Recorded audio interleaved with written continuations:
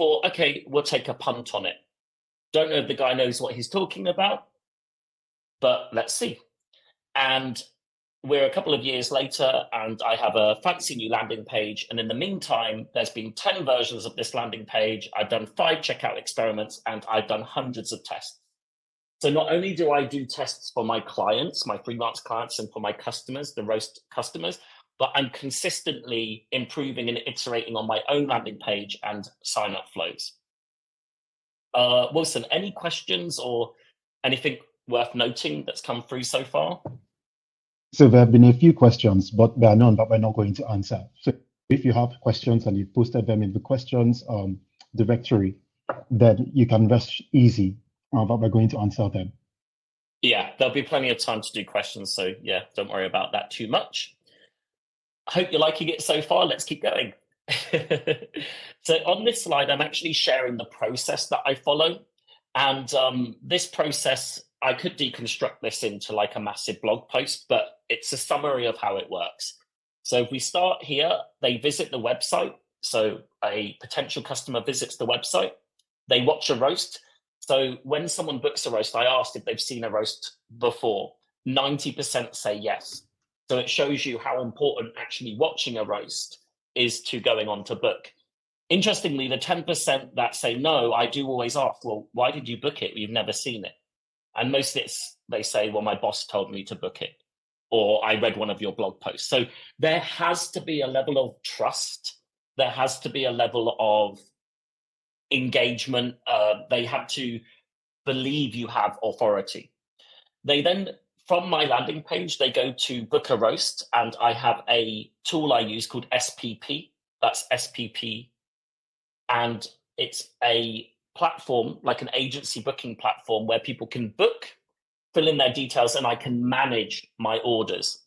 So they book the roast, and after they paid, I use something called an intake form to ask them a bunch of questions. This helps me gather the context, and I always ask that after they book, so that I've got the money in the bank before I start pressuring them with loads of questions to help make a better quality roast.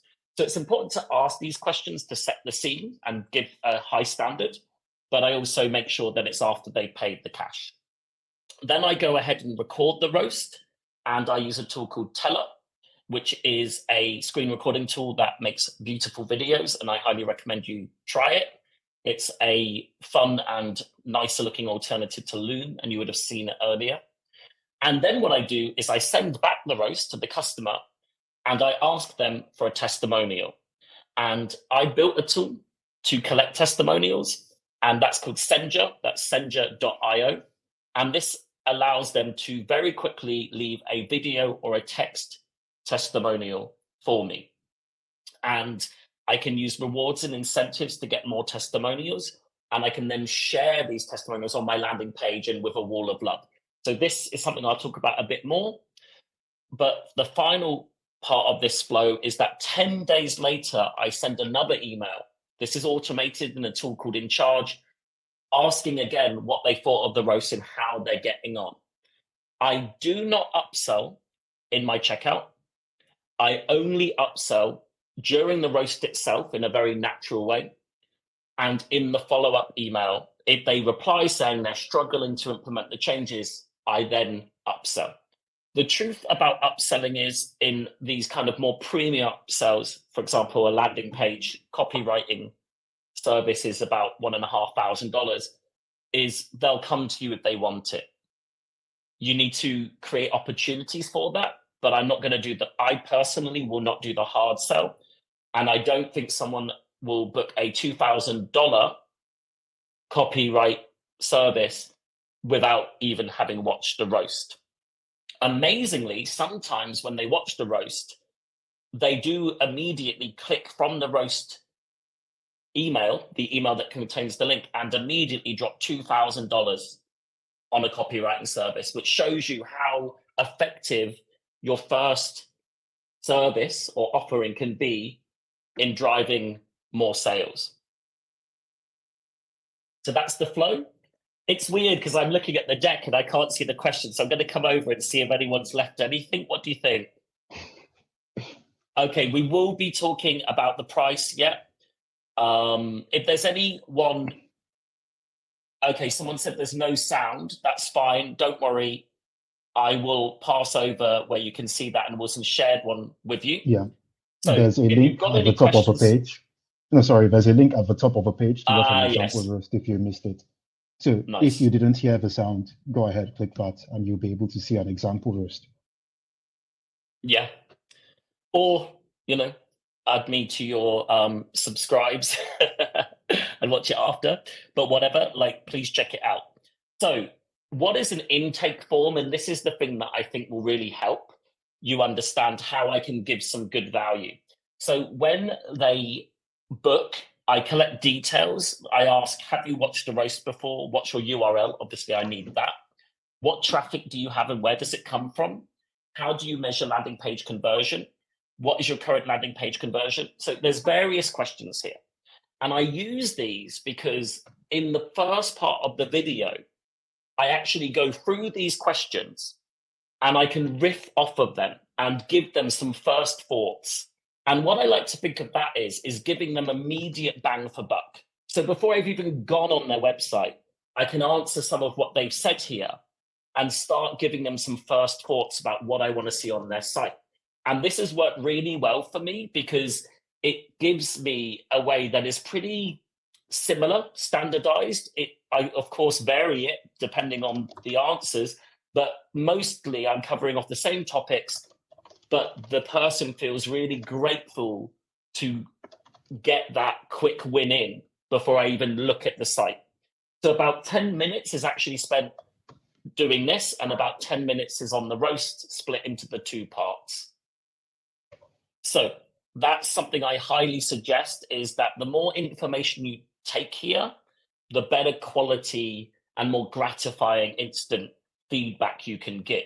If I was running a productized service in any other space, I would still think, how can I get something of value that is pretty standardized over to that person with the core service so that it just feels like more bang for buck? And the reason is later on, this is has a massive impact on the sense of value, the word of mouth that then generates. Oh, Ollie, an interesting question's coming. Sure. How do you define what questions to ask in the intake form? I ask questions that I think are relevant to doing an audit. So knowing their landing page tool is important because I want to know, is that something that you can manage, or do you need to go to a technical person, a developer? Because that helps me frame the type of advice I give. Knowing their current conversion rate helps me benchmark it against what I understand other players in that space would likely be at. The other questions further on that I haven't shown here are things about the visitor. So what problem do they have? How do you solve it? And immediately I'll start to say, well, if you solve it like this, how do you evidence that claim on your landing page? Is that going to be something that I am going to see? I ask about their USPs, and then I say, well, I would expect to see these USPs over on the page. And often what they say in the intake form and what I see on the site is totally different. So it's a really nice, clean way of just separating the two and going, why is there a disconnect between what you've written here and what's on your page? Again, I think it's quite valuable quite quickly. So as you start offering your service, if you start writing back questions and clarifications, instead of asking them after they've booked and midway through completing the service, I would move them to an intake form. And by the way, I think once they've just paid like the 300, 500, whatever, $1,000, whatever it is, they're ready to fill in a deeper form like this. I've never really had someone moan about this because they see it as a way to get a better quality response from me. So don't be scared of intake forms, and SPP made it really easy to set that up. And I actually love reading them. It's like having a chat with them, but it's structured. I don't have to focus on all the random questions. It's structured, it's there, and I can work from it. Shall I keep going? Yeah. So the number one thing people asked when they registered for the webinar was, where did the customers come from? And that's the hard one, right? How do you actually get customers for this service? You may think you're really good at something, and you probably are, but you need people to hear about it. So what I wanted to show you here is I pulled a report for where I got customers. And in the early days, although you can't see this, I'll read out, it was a bit of YouTube, a bit of word of mouth, a bit of Twitter ads, a bit of Twitter, a bit of indie hackers, a bit of Hacker News, a bit of Facebook groups. The point is, I was consistently trying things, and I was basically attempting anything that I could think of. And what I've moved towards is focusing on three things. The first is SEO. I have about 50 articles on my blog which drive traffic. The second is word of mouth. So this is about making the service really, really good. So as an example, sometimes people book a roast and I will actually return that video to them within 30 minutes. So they're expecting to wait a day or two, maybe even longer. And they get it and they're just like, wow, how did you do that? So that's a nice thing to do. And then what I noticed, because as I think I mentioned, but Roast My Landing Pages, there is no MRR, and therefore every customer is new. But once you've been doing this for a while, you'll start to see repeat customers. They come back 6 months or a year later. And so those customers, you give them a good service originally, and they'll ultimately be back. One final thing that I really, really recommend is using lead magnets. So what I did is I didn't use AI, believe it or not. I manually went to 100 SaaS landing pages and I audited them, and I looked for things like what color the call to action was. Does it have testimonials? What was the hero language? Does it have the word you in? Does the site use illustrations? Does it use demos? And I collected all of that data and made it available as a free download. And 3,000 people downloaded this. So it was a lot of work, probably took about a week to compile the data and present it, but it did become almost like the de facto guide or audit of SaaS landing pages. And I would suggest to you, if you're going to create content marketing, you want something that on its own is going to generate good, strong word of mouth. Yeah. And if you're still a bit unsure where to go, you can try my website. I've made a website called first100users.com, which is another lead magnet. But First 100 Users has 100 ideas to get your first 100 users. And each idea is broken up, step-by-step instructions, clear and concise, idiot-proof, if you want to call it that. And it got #1 product of the day on Product Hunt, #1 product of the month too. Love it. I was really happy that it did so well. That started as a Notion board, really basic. And over time, I extended the depth. I added more visuals and I built it out into this useful website. So there are no excuses. You can definitely find ways to drive people to your landing page if you go to First 100 Users. There's a link at the top of the page again, if you'd like to check it out. Awesome. I like it with you as my assistant. It's a good vibe, right? Because you know what? Switching between screens is quite tough if I want to stay focused. Yeah. But yes, so thank you, Wilson. Anyway, one thing I would say, because I run a platform for collecting social proof with Wilson, but it genuinely made a massive difference, was to have social proof. So the big issue in the early days was no one had used my service. There was no word of mouth. And as soon as I could, I collected testimonials. So these are 2 that I pulled from Senja. But the key times I use them is on my landing page, because they actually increase the number of visitors that go on to book a roast. And the even more interesting time is that I use a wall of love from Senja to close people who want the copywriting service. So when someone books a $300 roast, a couple of testimonials, a couple of reviews might push them over the line. When you're booking a $2,000 copywriting service, or $1,500, however much it is, you need a real sense of trust. And for that reason, whenever people ask about the service, before they've even got into the nitty gritty, I'll send them a link to my wall of love. And that wall of love, Wilson, maybe you could share the link, but it's love.roastmylandingpage.com. But Awesome. That wall of love contains all of my video and text testimonials from customers. And I just link it to them and go, here's what other people say. And it just evokes trust and it excites them. So it's a really powerful way to basically get deals closed and get more money. And going back to how that actually looks in terms of getting those testimonials, I'm going to talk through briefly, and people asked about this, my pricing. So when I launched, I said it was free. Well, it was because I was going on Indie Hackers and I was roasting hundreds of people in loads of detail. They were posting their landing pages. I was sharing my tips. So that was to build an audience. That was because I found it fun to do. And ultimately, I wanted to collect some social proofs and testimonials.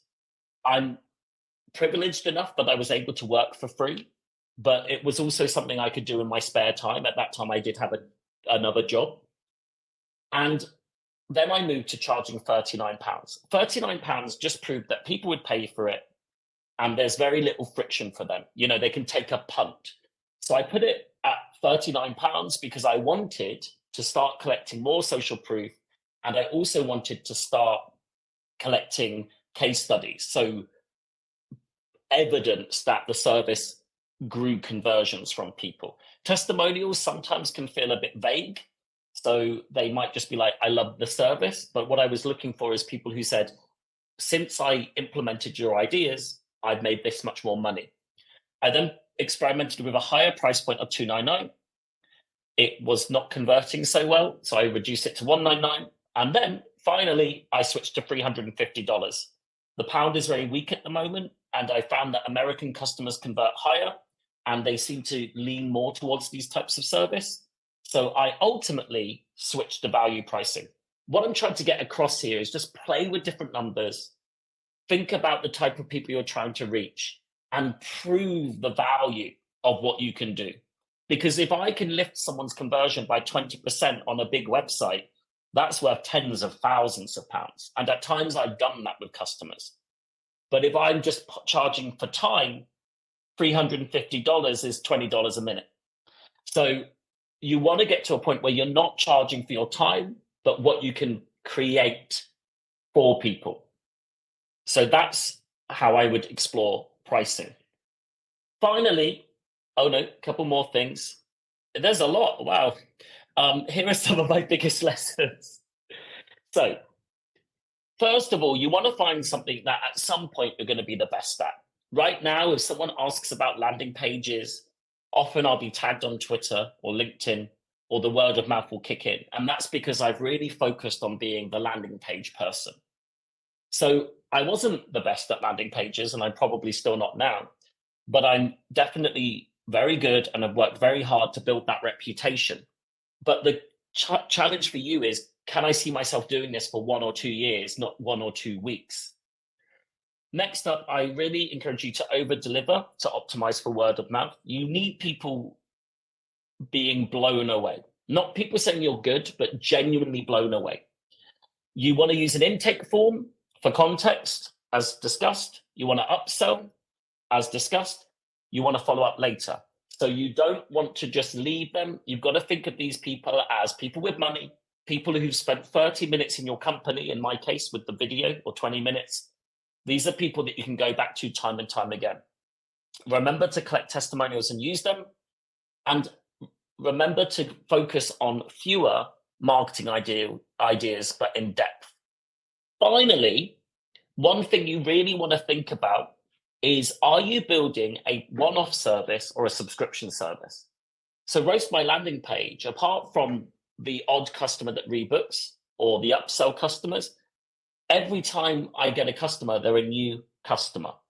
Easier for me in terms of they are more likely, when there's no commitment, to sign up, but much, much harder because I have to constantly market and grow it. So have a think, do you want a subscription service or do you want to offer a one-off audit or blog post or whatever? Next up, I just wanted to share a little bit about how I spent the money. So I've got my fancy house in London Bridge. I spent tens of thousands on boozing and cocktails, and I'm filled with regret about that. I love good food. I love travel. I live and go to a very nice gym. So this is something that was important to me. And finally, I've been burning money by the hour building Senja. So we love this. Me and Wilson are having a great time building it. But it's not that we're spending money on Senja. It's just that I'm not earning money whilst I'm putting in these long hours working on it. But Senja is something I believe can help thousands or tens of thousands of founders build their businesses, their productized services. And it was the ultimate extension of Roast My Landing Page. So that's the first part of the webinar. Don't take it all too seriously. But let me know what your questions are before we move on to the tips. I'm going to, rapid fire, hit me with a bunch of questions. I'm going to answer as many of them as possible. Oh, Awesome. okay. So are there any questions? Oh, yes, I should say that if you like a question, you can heart it. And hearting it is upvoting it. So go to the questions in the questions tab and heart the ones you like, so I can then work through from the top to the bottom in the right order.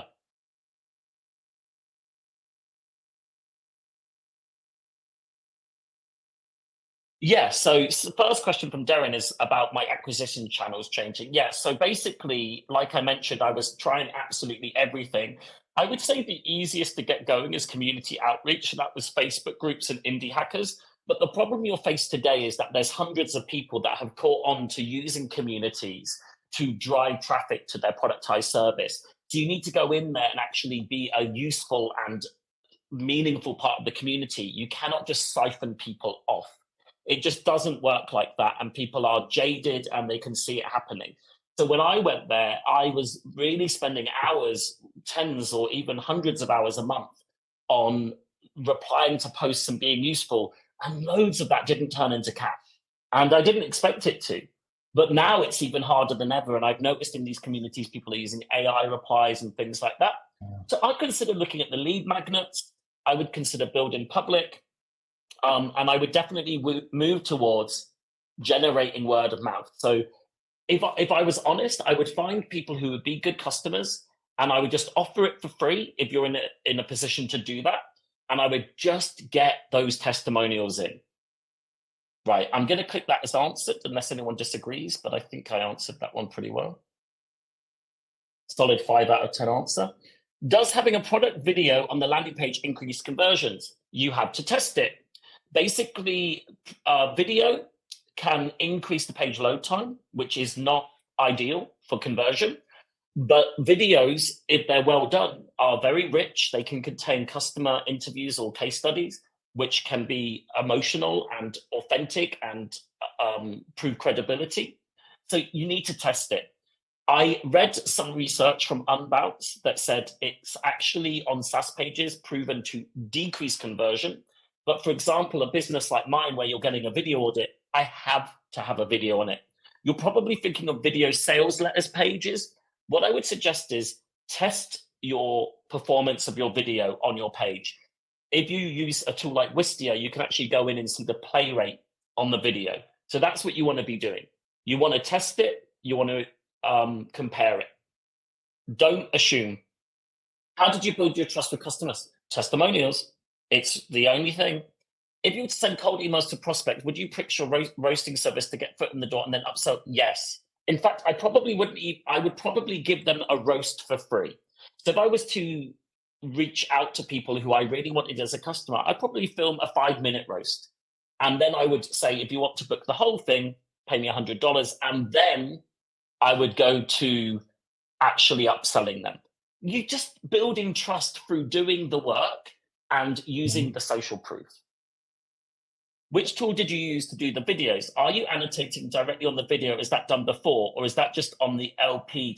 Exactly. So on my landing page, I show it as annotations because it's more clickable. So I tested the still that shows on the page. I forget what they call that, but the image that shows on the video to encourage more clicks on it. I use Teller to record my videos, which is, I believe, teller.tv.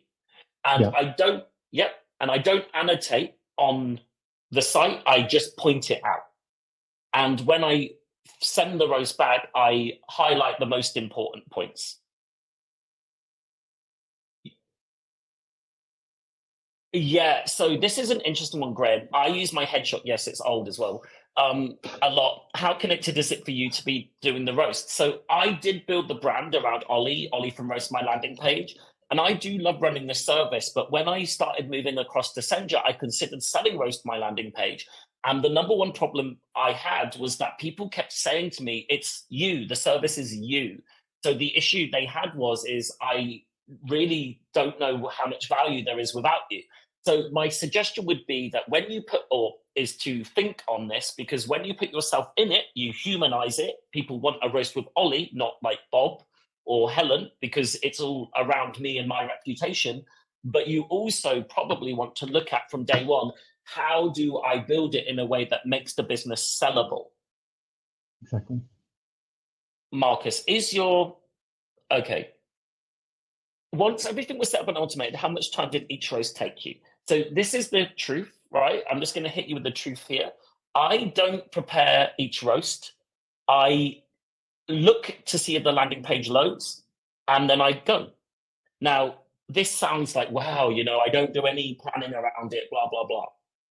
Actually, it's exhausting because you have to be constantly on. So although the roast takes 20 minutes, although I am just reading their answers on the roast, I'm still thinking over and over in my head, like how to make sure that this is awesome, how to make sure that I don't miss anything, how to make sure that when they watch this video, they think, okay, this guy isn't lying. He actually knows what he's talking about. So what I'm trying to say here is automation does help my business and systemization or using the same format helps. But at the core, it's me and the value and the smarts that I bring that they're paying for. Yeah. Was your blog and SEO worth your time versus SEO, I would say, is a great channel, but you're not going to get, in most cases, immediate response, return on investment. It's not going to work straight away, but it's free. And when you're writing, you're learning, you're refining your own thinking. What I tend to do is I would pair like creating a blog post with creating some shareable sort of TLDRs, too long didn't read, visuals that I can share on Twitter or in my newsletter. So I would do that in that way so that I could get an immediate win, but also have the longer form blog post there. There's some great tools out there for SEO. I won't go into them now, but you can email me. In hindsight, what were your biggest... Okay. Someone said, okay, this is a lot of questions. Do you have a set framework that you use for each roast? Yes, the first thing is to review what they write. The second thing is to go over to their page and say in it, like, these are the immediate wins, and then it's more strategic. But trust me, that makes it sound easy. It's the energy. Do you work for another agencies offering your service? Yes, some agencies want to white label my service. Some just book me loads. So they just constantly book me and they just tell their client, we've had someone roast. There's obviously people I think that are charging more than the $350 and taking the difference, but I'm pretty chill about it. It's a great lead magnet. If you've got a big client and you want to pitch them, you can use a roast as a way to open a conversation. Trust me, it is very effective. What's the minimum traffic you needed for meaningful A/B test and experiment? By the way, I love answering these questions. Look, people say you need lots of traffic. It's true. But to get statistical significance, if there is a big uplift, you don't need as much traffic. or if there's a big decrease. So what I would say here is that take big bets if you've only got small amounts of traffic, and augment that with using video recordings, exit intent surveys, and other things like that. Again, by the way, you can just email me if you want more advice. I've done that one. Do you make all roasts public? No. All of them are private. They're all like, they don't want people to know they're getting roasted. And there's some really major brands that I've done. So the ones that are public are on my YouTube channel, which you can find at Roast My Landing Page, if you YouTube that. But they're normally ones where I just went to them. Occasionally customers say it's okay for me to share, but the thing that they're anxious about is that I'm able to, just from what they've written, I can normally ascertain a lot about their business. I kind of like a mind reader. When I go to landing pages, I can kind of understand what's going on behind the scenes. So it does expose a lot of like what's going on there in terms of, oh, I can see you've had marketing do this, or engineering do this, or why do you have this strategy? So it does get quite specific, and I think people don't really want that being shared. Why do you use Teller and Wistia? Wistia has a play rate. So I just want to know the play rate. It just tells you what percent. Do you offer money back guarantee? Yes, and I have had 0 requests for it. Apart from when I've delayed, when the roast hasn't been sent. So sometimes if I'm like, I get ill, for example, and then I don't send the roast, then they ask for their money back. But no one's ever watched the roast and asked for it back, which I guess I should be really proud of. But I would also argue that like people don't like doing that. It's awkward. And I know the roasts are good. I can say out of all of this, I think the roasts are good. Is your copywriting service $2,000 per landing page? It's something like that, 1.5 to, I won't answer anymore. When showcasing testimonials, I've seen people use person's name, i.e. John Smith, or sometimes they use founder. The richer the testimonial, the better. So you want their name, their picture, their company. Again, if you use our tool Senja.io, Wilson can put the link URL up there, the URL. It will collect all of that information for you. So you've always got a really rich testimonial, and the richer the testimonial, the more details. We call that the meta information, you know, the company name, the team. You might even collect like their MRR. You might collect other things that you can group and search testimonials by, the better. What is the conversion rate from people who get roasted to people who sign up to your other services? Interesting. It's basically about 20% inquire, which is mind-bogglingly high, but a lot of them I wouldn't want to continue working with, simply because I'm in this privileged position where I don't have to say yes to everyone. I work best with B2B, where the tone tends to be a bit more lighthearted and fun. So I don't always go into the enterprise space as much. What's the number one thing people do wrong? And then we'll come to that in a minute. What's the best button copy you've seen? Book a call, learn more, or something very specific to company and brand? I wish I could answer that. I would say test it, but when you download my lead magnet, I actually collected what the call to actions were. Personally, I try and tie it to like something you're going to do next, like collect your first testimonial, book a call with me. I've also got some tips on optimizing your Calendly to get more calls. So again, email me if you want that. What landing pages? Oh God, I'm not going to be able to do all of these, am I? Just looking now, they're not going down, they're going up. Right, should we move on to the next part? By the way, for the people asking where they can find the audit, there's a link in the chat. Just go there and you'll be able to download the audit of 100 landing pages. So yeah, Ollie, about the questions, I think we should move on because we've got 20 minutes left. But again, if you have any more questions, Ollie and I, you can reach out to us on Twitter, message Ollie on email, and yeah, we'll try to answer them. There's another Q&A coming up, specifically about landing pages. So we'll try to answer more as we go. Yeah. Okay, so next I'm going to walk you through some of the tips. Now, I did a thread yesterday, which ended up getting like, I don't know, a few 100,000 views. It went a bit wild. I'm going to walk you through that thread because everything in there is my latest thinking around landing page conversion. So let's just bash through it and then get back to the questions again, which I think people find really useful. So 15 landing page tips. The first one is you need to show or evoke the pain that your visitor has. So in the olden days, I'm 40, in the olden days, people used to be like, who's my buyer? And they would say, you know, it's some man who's like 50, who's got 2 kids, all of this nonsense. And now we think a lot more in the pain. What problem does the visitor have that you solve? However, most landing pages don't actually reference that pain, that frustration. So you want to do that. In this example, this is a website called MakerBox, and it's a bunch of tools to help founders. And they're basically saying current marketing education is a mess, it's noisy, it's expensive, it's this, it's that. You're evoking that pain. You're making someone think, oh, I feel this. This is important for me to fix, because they already have 100 things to fix on their to-do list, and you want to put yourself to the top. So you need to evoke pain. Number 2, you want to address objections. Objections are things that your visitor is thinking in their head, but doesn't see answered necessarily on your page. So, for example, they might be looking at your service and saying, this sounds really good, but I bet it takes months to migrate from this platform to another.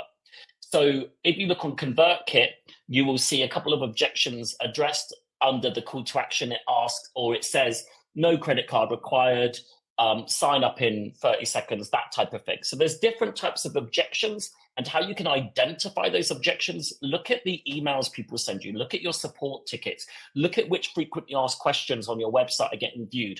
Those are objections. If they come to you and they are asking it, it means they didn't see it on your landing page. You will also find that even when you do address objections, people will still ask you about it. So one of mine is, do you roast other landing pages, not just SaaS?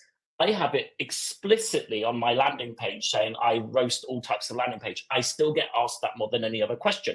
I made it bigger, my conversion did increase, but I still get people who don't see it. The reason is if people are scanning your landing page, they are not reading every word.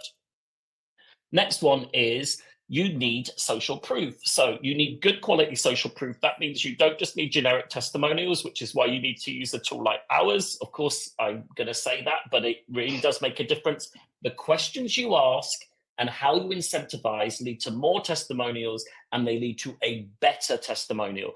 If you can get people to talk about features, if you can get people to talk about an outcome, if you can get them to talk about life before and after, you will convert more people reading that testimonial than someone just saying, I like it. So check out my tool, add testimonials. Next tip. Wow, I'm really racing through these ones. You're not speaking to visitors. So in other words, you are saying, I get this so often. People are like, my landing page doesn't convert. That's what it says when they book the roast. And then it says, have you checked your landing page conversion? And they write no. Well, how do you know it doesn't convert? They're just sitting in this space of, I don't think it's converting, but they're not actually looking at it. They're also not speaking to people who visit. So this suggestion is when people visit your landing page and they go to leave, my suggestion to you is to load a modal, a pop-up. They're horrible, but you can turn it off after a week and just say, what didn't you get from this page that you need to convert? And then you answer a bunch of questions. One I really love to do is sometimes people say to me, like, we need people who feel this. And then I'll do a survey. It's like, do you feel this? And they'll all answer no. It's like, well, you've not got the right people on the page. That's a simplification, but you get the idea. You don't know how your page is performing. That's one I just mentioned. So you can use a tool like PostHog, which will help you measure the conversion, especially at scale. Number 6, complex language. I get so many pages. I think I mentioned earlier, I often look at the pages before, does it load? The other thing I check is, can I actually understand this business? And trust me, when you've looked at hundreds of pages, you start to understand lots of different industries. But every now and then, I still get a page where I read 2/3 of it, and I'm like, I genuinely don't know what this is. And I have to write to them and go, I can't film your roast until you tell me what this means. And that should never be the case. Never use technical language, never use buzzwords, use the plainest, simplest language because it is tied to higher conversion. Number 7, that's proven. There's an Unbounce report for it. Messaging is unclear. So again, this is another thing about clarity, is I've had a landing page that seemingly performed very well. There were loads of clicks on the call to action. But then when the people moved through the page or through the funnel, they just left. And the reason is that the call to action was basically all there was in the hero. You need to say who you are, what you do, and how that's important to the visitor. so that they have the information they need to act or to read on. Without that, they're just pressing the call to action because they're saying, what am I looking at? Next one. I'm racing through these, but I hope you're getting what you need. No USP language. You sound like every other product in the space. SaaS in particular is extremely busy as a space, and there's tools and ways of supporting, how to say it? There's lots of people creating values in different ways. You need to say how you uniquely do things. You can help people achieve the same thing, like, for example, get more traffic to their website, but what is your technology? What do you do uniquely? How do you approach it? And the language you'll see when someone does that is something like the only product to ... or finally a product that does this. So this is how you give someone a message of, we are unique, you won't find this elsewhere.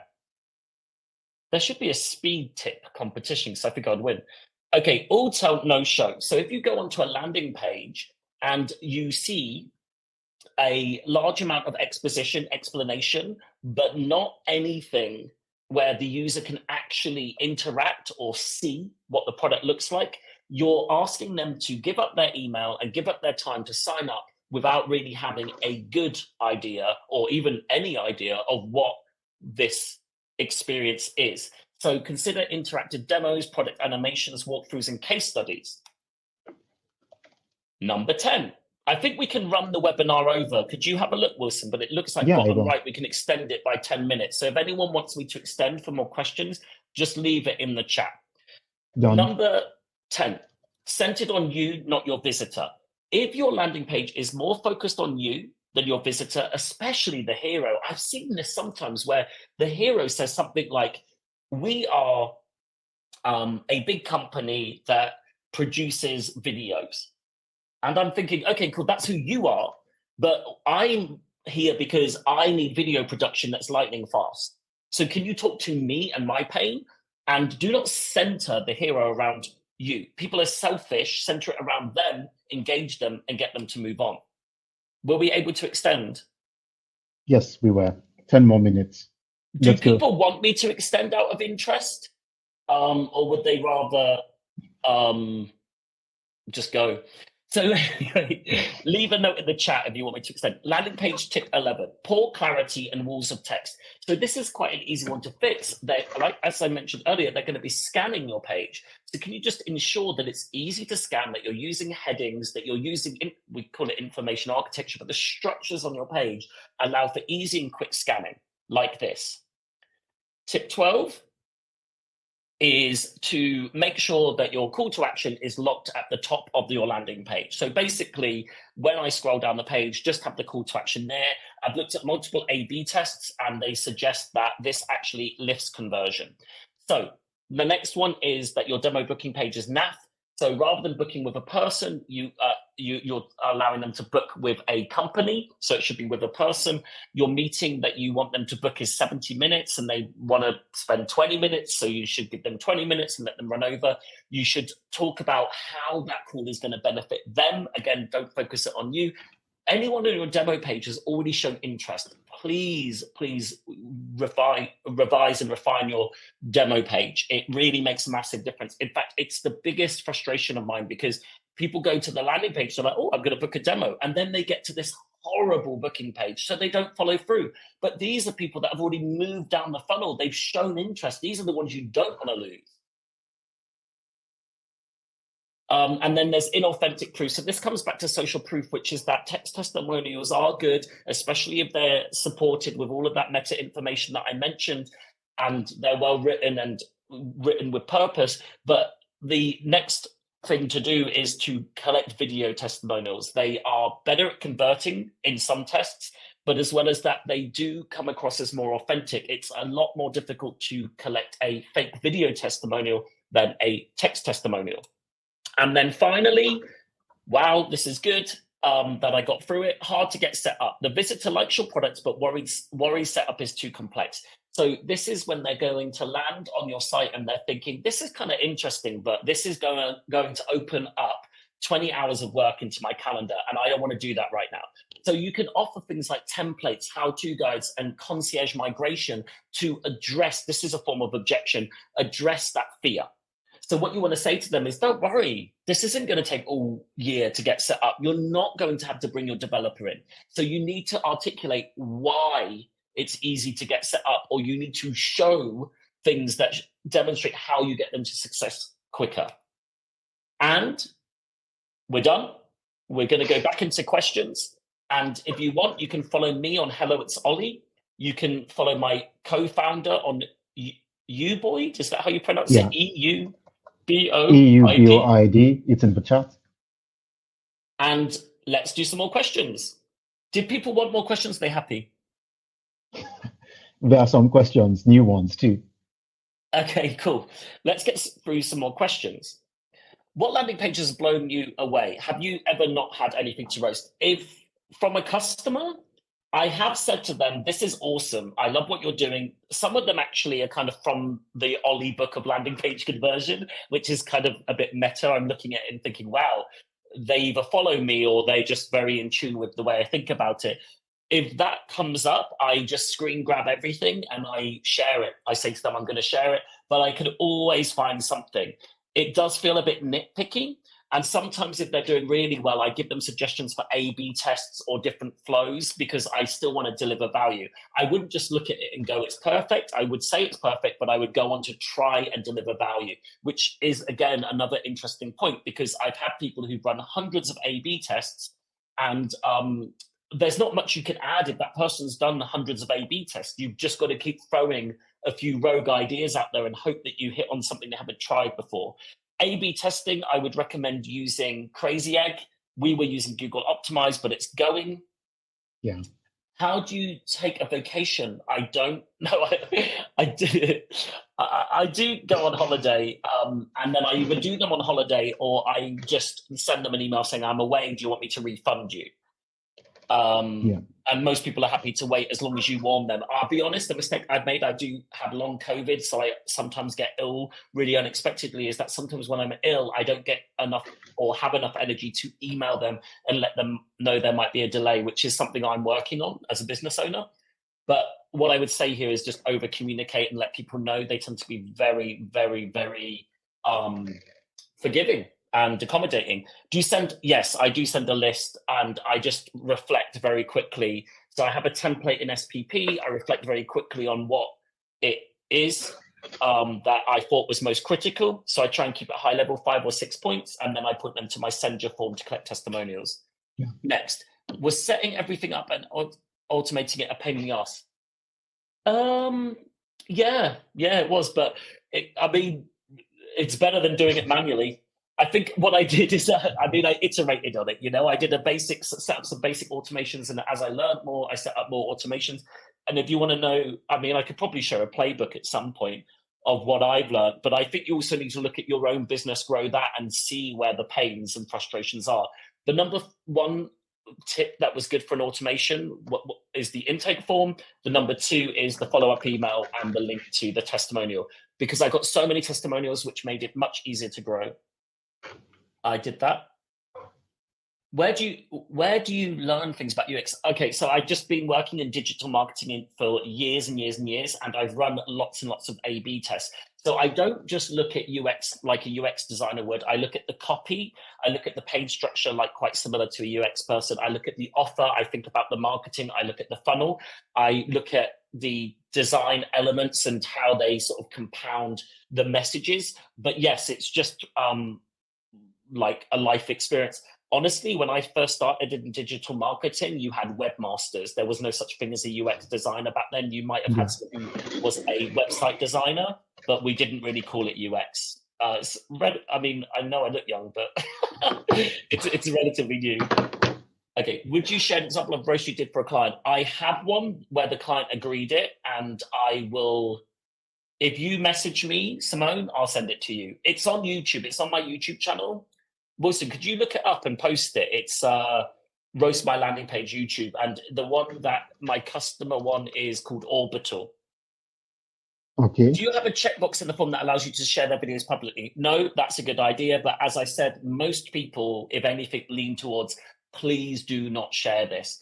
Honestly, you cannot, how to say this? If you want to watch this because you want to see what I do, you're seeing it right now. It's high energy, it's racing through things, it's throwing ideas out there, it's getting into their business. That is what I do. That is my style. You need to find your own style and something that is uniquely you that people can identify with, unless you happen to be like me. I don't know.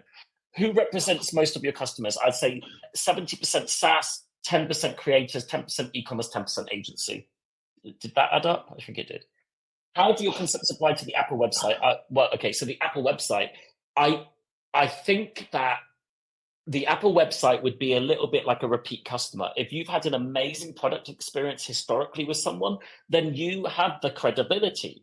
Senja is a testimonial website. Apple's website, I think in the store, not on their main products, but some of their accessories have reviews.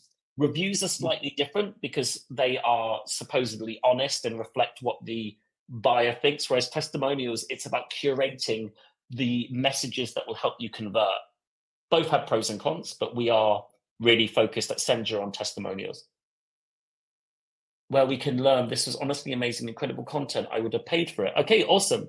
And I didn't pay you to say that, but yes, I definitely will be doing more, and we're using this platform called Tevent. And as part of Tevent, you can actually see all of the other webinars that we'll be doing. So our next one is about SaaS testimonials and social proof. And I can't wait for people to see that because the design is looking fire. Chef's kiss. Do you have a preference figures on which work best? I'm not sure what that means. And which works best? That would have been specifically to something I mentioned. Where can you show your roastings if they're private, or you could take trailer from this and to show them in public? Exactly. So look, if I really wanted more public roasts, I would either choose public sites or I would offer them for free and ask the person in return to let me share it publicly. In fact, the one that I do share from a customer, the customer sent it back to me and she edited it into this amazing video. But I was like mega impressed. Can people actually see me, by the way, or can they just, I want to know if they can see the bookshelf, because I've got the room. Let's keep going. Do you use Hotjar for deep analysis, or you take only? I do not do Hotjar on my clients' videos, because just sharing passwords and things like that, probably not going to happen. But if I work with a client, then yes, I would use Hotjar or one of those other tools, and I am obsessed with watching Hotjar. Wilson's just shared the link, but you can sign up for our next webinar. The link's up there, and it's going to be really fun, but it's really focused on SaaS conversion and sales particularly. So not just using testimonials to get landing page conversion, which is awesome, but also to close deals and make tons of cash. What are three of your favorite landing pages? I like Basecamp, I like Pop.work, I like Llama Life. They're ones that I talk about a lot. Yes, I do have some problems with my blog on page speed. What elements are important to consider differently with a physical product versus a SaaS product? Delivery speed is like a big objection people have. They want to know, is it coming soon? When's it coming? In the UK, it's, there's quite a high expectation to deliver fast. And in the US, it's a little bit harder to do, but also it's more gratifying if they feel like there's going to be next or expedited delivery. So physical, also there's stuff around money back guarantees, there's stuff around returns that SaaS products don't have. So it's just about knowing their doubts. And an amazing survey to ask is, once they bought something, is what almost convinced you not to buy? I love that question. Why were you almost not going to buy? I did that with a client. We got some incredible answers. What do you think about a service roasting people's design portfolios and landing and helping them? Yeah, I mean, look, I think it's an awesome idea to do any type of roasting, but just focus on giving actionable advice that they can genuinely follow and fast. I think I know you, by the way, and you're awesome. Yes, sorry, go on, Wilson. Yeah, no, just to add to that, we even have a Senja customer who roasts people's wedding invitations. So yeah, roasting anything that people really want feedback on is a great idea.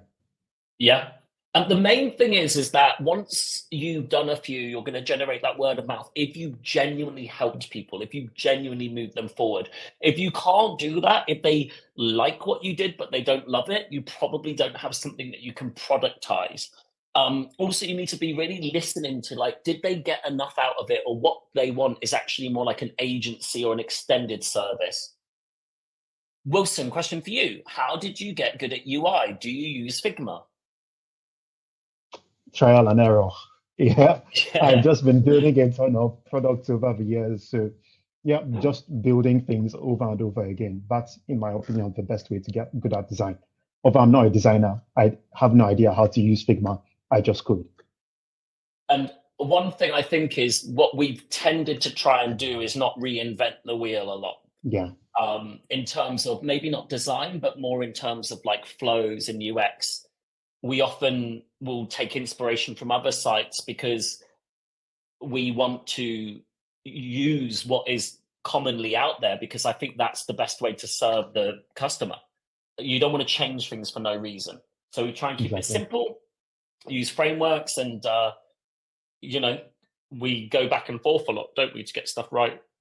Exactly. Favorite marketing resources for a developer who wants to launch a SaaS one day? I think the first thing to do is work out what marketing you're prepared to actually do. Lots of people have a different approach: one day on, one day off, 1 week on, 1 week off. Are you actually going to market it? You need to do some self-actualization. And then I would head over to First 100 Users, and I would follow some of the smarter build in public people by looking at that hashtag, because they're always sharing tips and tricks. Roast my kitchen. Yep. I don't know what to say to that. But I would say, yes, you can roast anything. How do you get traffic? I think I've answered that. If you want more, you can. Yeah, I've done everyone. Awesome. Am Yeah, I missing anything? I told you I'd do the Q&A. I wasn't messing around. So I do love creating this service. It has been an absolute pleasure. I do intend to continue it. I'm not sure for how long, because it's something that I can't really scale in the way I would like. And I also think at some point someone else should come along and, bring something to the table too. There are other people doing that, but be nice to see someone else like take the lead. But I really focused on Senja as this kind of powerful way to help various biotypes. I mean, that's such a cold way of saying it, but the creators, the founders, because we do believe that the biggest thing that most effective marketing is missing is social proof. So I know, of course, I say that's why you do a webinar, right, to promote your other service, all of that nonsense. But I did want to do this to give real value to people, to really help them out. And I am the person that if you email me, I am going to follow up. I will try anyway. My inbox is looking a bit wild at the moment. I just want to say thank you, everyone, for. Okay, Simon, I know you. How did you afford a property in London for 300,000? I didn't buy a house with it. I'm renting. I'm nowhere near 300,000 ain't getting you a house in London or most of the UK. So yes, unfortunately, if it all goes horribly wrong, I will be moving back in with my mum. So to wrap up, thank you so much, everyone, for the questions, for the energy. That's what I wanted to give. I wanted it to be fun and informal, and I think we kind of got there. Thank you to Wilson, who is my co-founder, but today was in the assistant role. Maybe I should assist you on the next one. And I'd just take over, wouldn't I? Thank you to Niall, who works at Tevent, that helped us with the setting up of the webinar. Definitely check that out. Thanks to SPP for the awesome platform. And just thanks to everyone who's supported Roast My Landing Page and Senja. Yeah, all the best with your services, and let me know how you get on with it. What can I do now? Can I do a raised, like a wave? other reactions on the event. Let me see. Yeah, I saw someone do a wave.